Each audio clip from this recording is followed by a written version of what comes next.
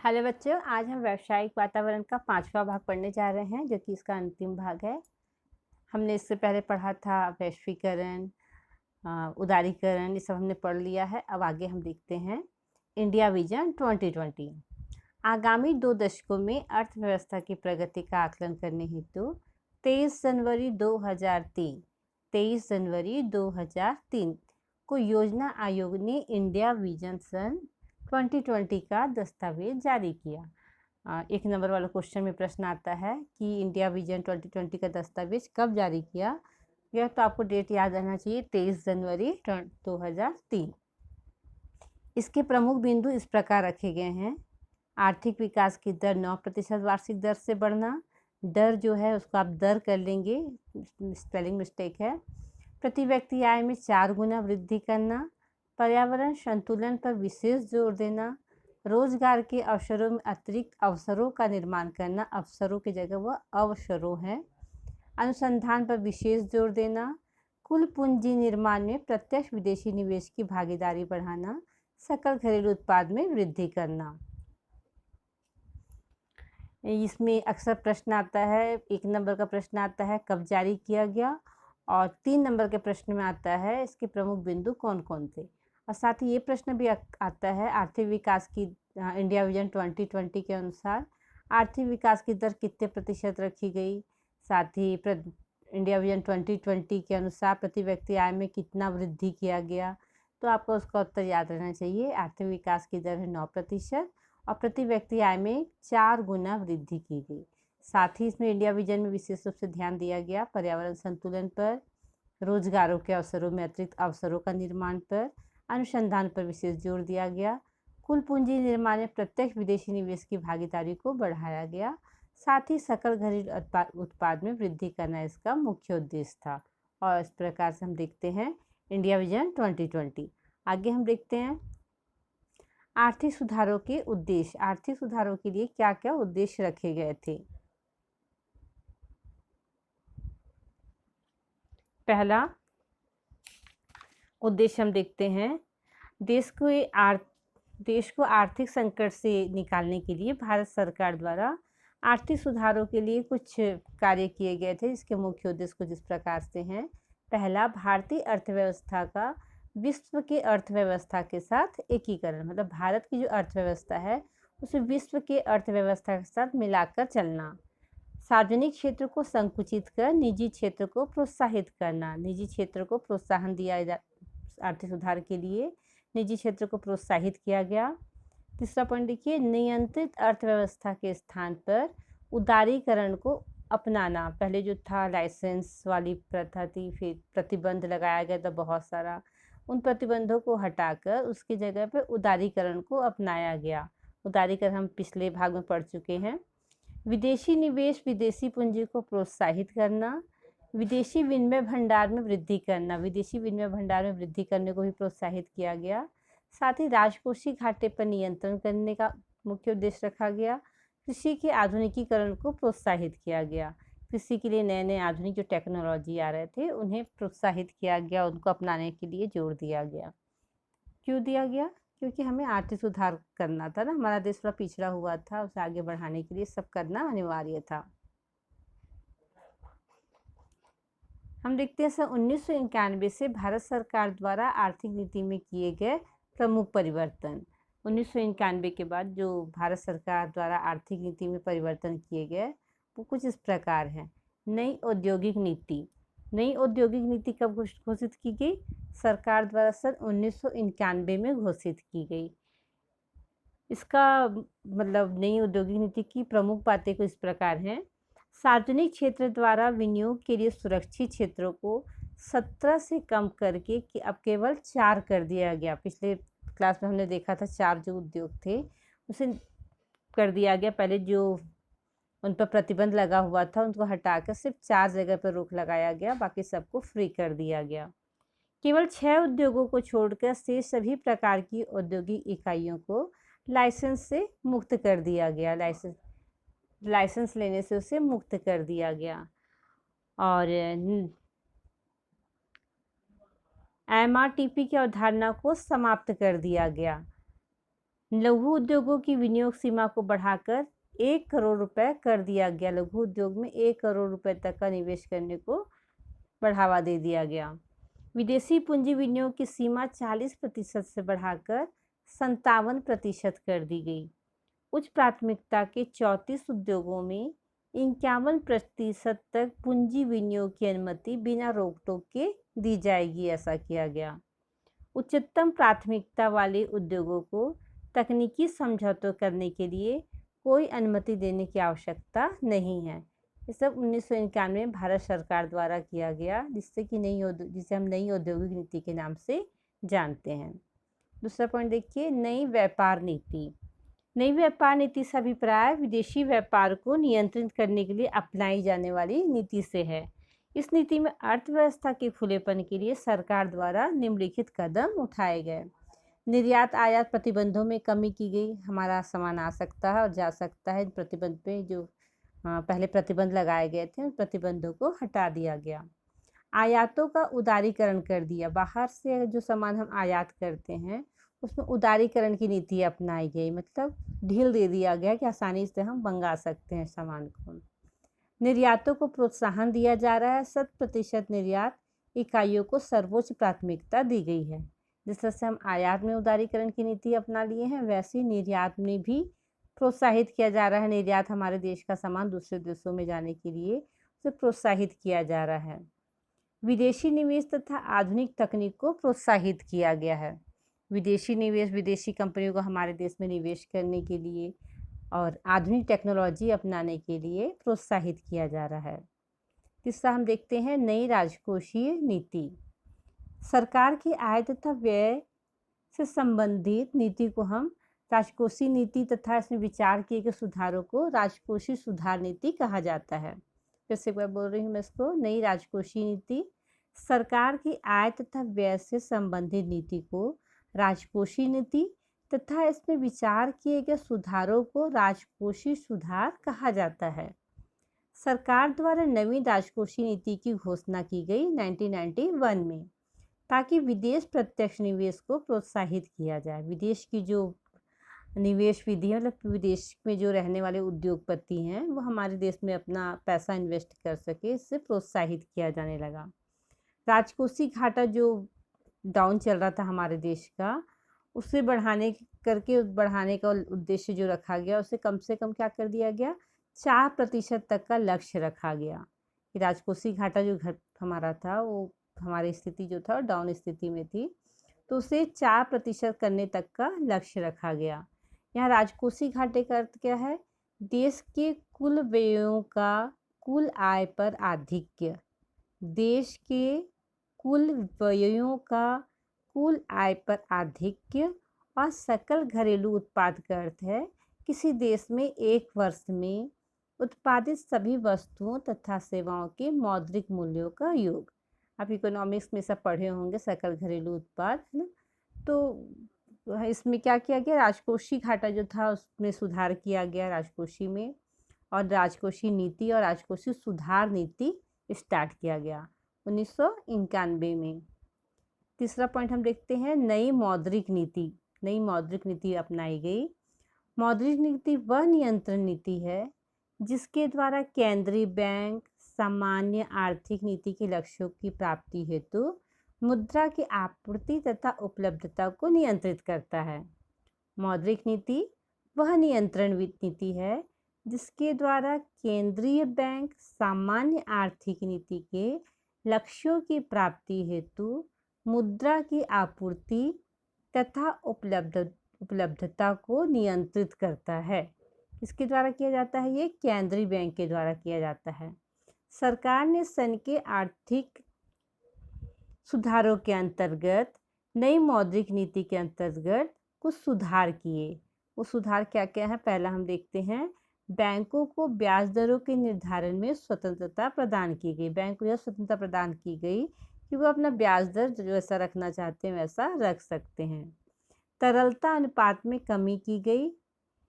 प्रत्यक्ष ऋण कार्यक्रमों को धीरे धीरे समाप्त किया जा रहा है। बैंकों के लेखा प्रणाली में सुधार किया जा रहा है। सरकारी उद्योगों में कुल पूंजी के 49% तक विनिवेश की अनुमति दी गई है। सरकारी उद्योग में जो पूंजी है बैंकों का, उसको 49% तक विनिवेश करने की मंजूरी दे दी गई है। निजी क्षेत्र में बैंकों की स्थापना की अनुमति भी दी गई है। यह हमारी नई मौद्रिक नीति है। अब आगे हम देखते हैं नई निवेश नीति। सन 1991 की नई आर्थिक नीति के अंतर्गत सरकार द्वारा विदेशी नीति का उदारीकरण किया गया और इसमें निम्नलिखित कदम जो है, कुछ बिंदुएं हैं, उससे किया गया। पहला है, यदि विदेशी कंपनियां भारत में संयुक्त उद्यमों का पूर्ण स्वामित्व प्राप्त करना चाहती हैं या पूर्ण स्वामित्व वाली सहायक कंपनियां स्थापित करना चाहती हैं, तो उन्हें इसके लिए पूर्ण स्वतंत्रता होगी। नई निवेश नीति के अंतर्गत यह कदम उठाया गया कि यदि विदेशी कंपनियां भारत में संयुक्त उद्यमों का पूर्ण स्वामित्व प्राप्त करना चाहती हैं या पूर्ण स्वामित्व वाली सहायक कंपनियां स्थापित करना चाहती हैं, तो उन्हें इसके लिए पूर्ण स्वतंत्रता होगी। मतलब विदेशी कंपनी हमारे देश में अपना निवेश कर सकते हैं। दूसरा पॉइंट देखिए, एक अनिवासी भारतीय द्वारा, जिससे हम बोलते हैं नॉन रेसिडेंट इंडियन, NRI कहा जाता है जिसे, द्वारा दूसरे अनिवासी भारतीय को किए गए शेयरों के हस्तांतरण पर से नियंत्रण हटा दिए गए। शेयर का हस्तांतरण अगर करता है एक NRI दूसरे NRI को, तो उस पर जो रोक था उसे हटा दिया गया, नियंत्रण को हटा दिया गया। विदेशी निवेशक बाजार कीमतों पर इक्विटी का विनिवेश कर सकते हैं।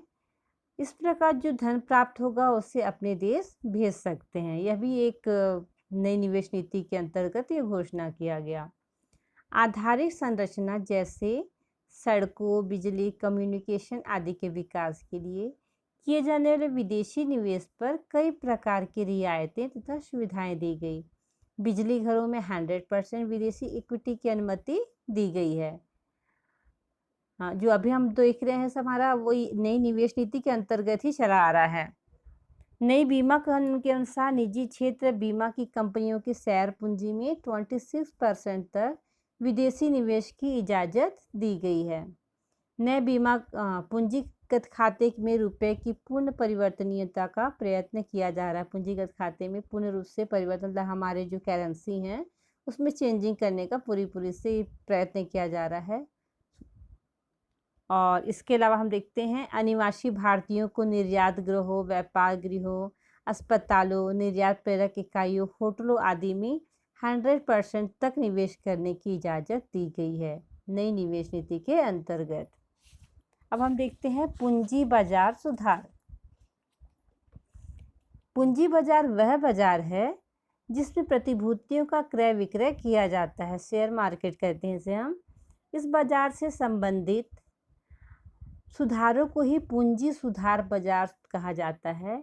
सरकार ने इस क्षेत्र में भी कुछ कदम उठाए हैं, जिसमें पहला है भारतीय प्रतिभूति एवं विनिमय मंडल, जिसको हम सेबी कहते हैं, को वैधानिक संस्था बना दिया गया। इसका हम अलग से एक चैप्टर ही पढ़ेंगे, पूंजी बाजार क्या है। आगे आपको ये चैप्टर मिलेगा जिसमें क्या आप इसके बारे में डिटेल में पढ़ सकते हैं।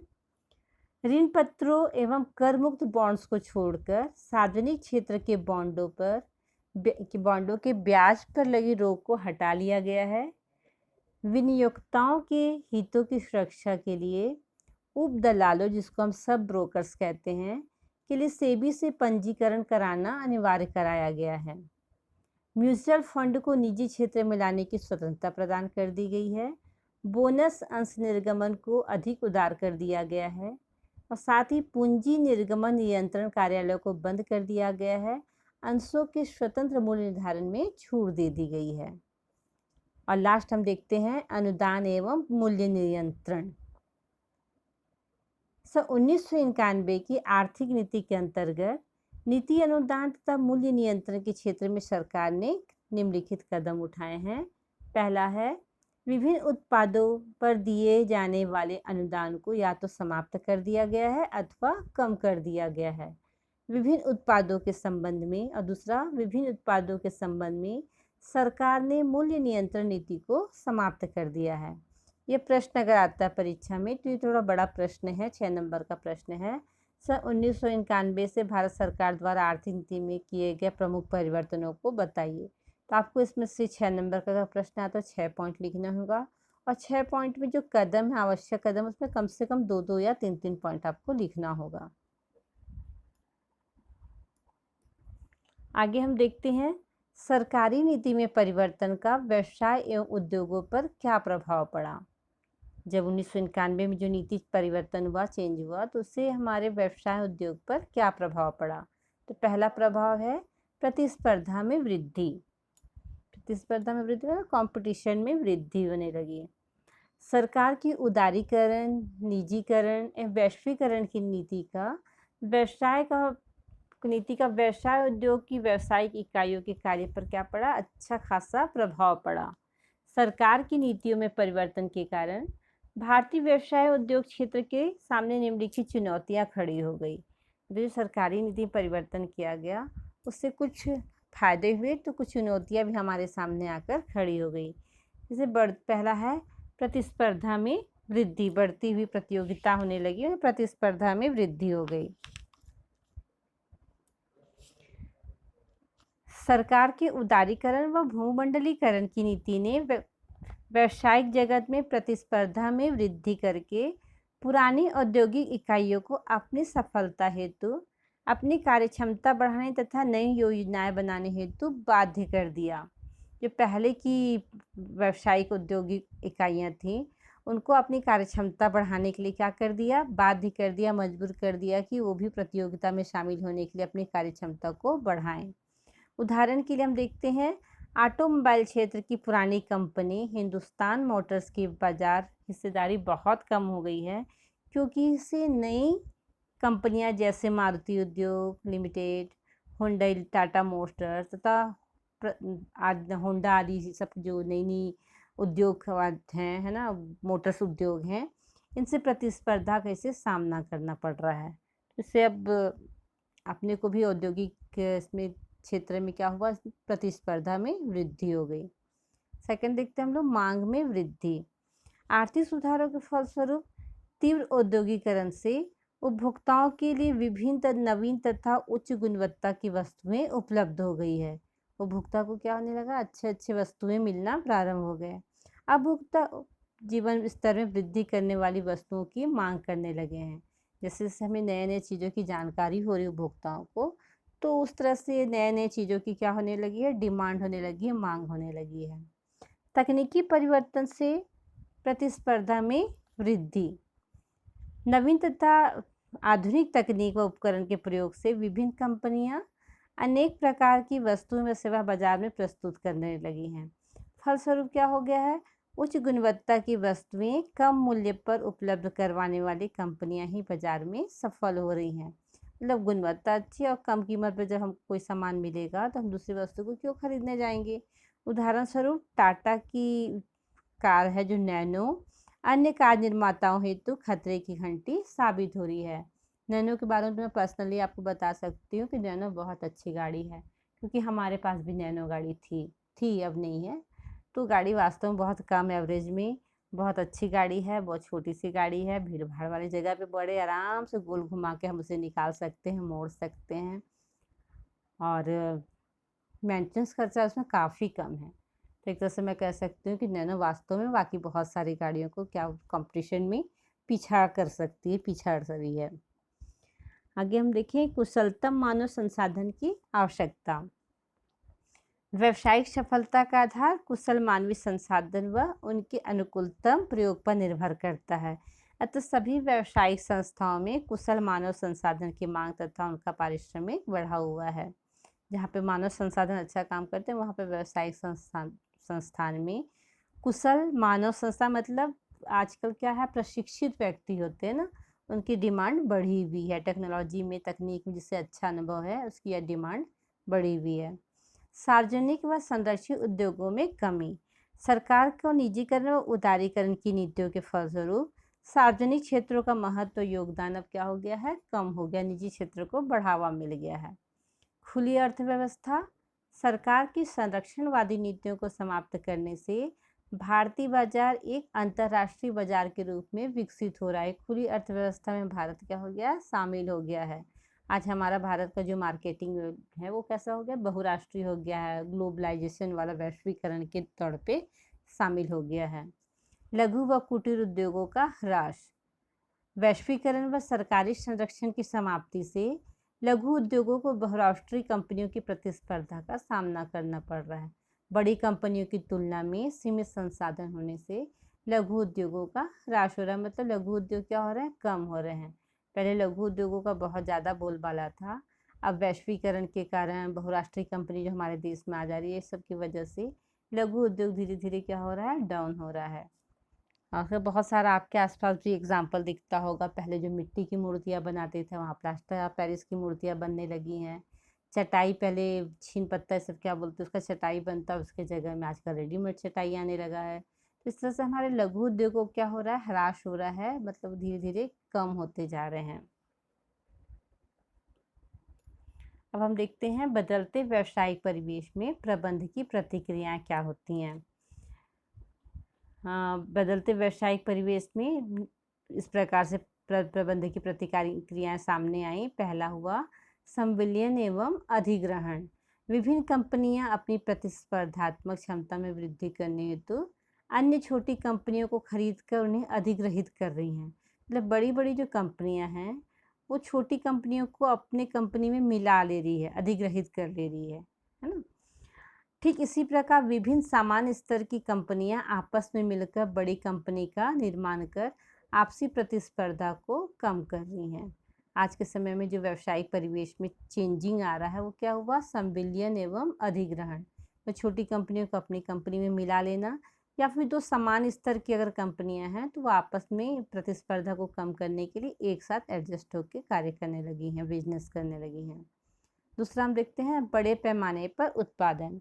विभिन्न कंपनियां बड़े पैमाने पर उत्पादन कर अपनी प्रति इकाई उत्पादन लागत को कम करने का प्रयत्न कर रही है। ज़्यादा मात्रा में अगर उत्पादन करते हैं तो उसमें व्यय जो है प्रति इकाई उत्पादन लागत जो है वो कम पड़ता है, क्योंकि बड़े पैमाने पर उत्पादन करने से अनेक रियायतें भी प्राप्त हो जाती हैं, अनेक तरह की छूट भी प्राप्त हो जाती हैं। नवीनतम तकनीक।